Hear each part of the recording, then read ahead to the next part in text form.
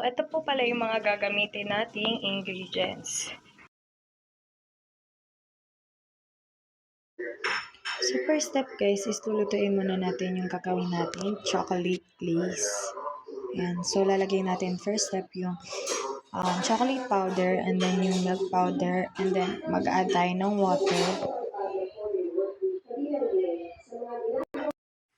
Then after nun guys, halo-haloin lang natin siya guys. So ayun guys, antarin na natin siyang lumapot. So pag malapit na guys, maglalagay tayo ng butter. Ilalagay natin yan dyan para lalo siyang lumapot. Add lang tayo. Tansya lang guys, tansya lang po.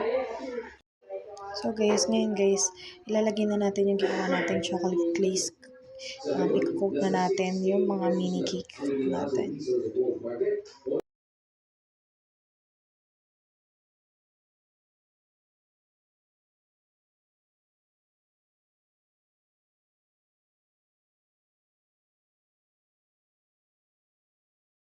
After nun guys, ilalagay muna natin siya sa ref para i-chill. Mga 2 or 3 minutes.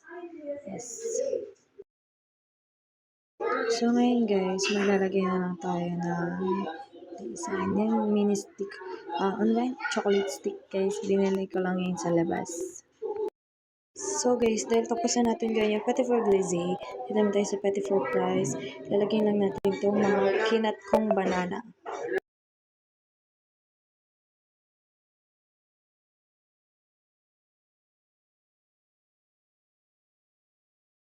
Ito na ang ating finished products.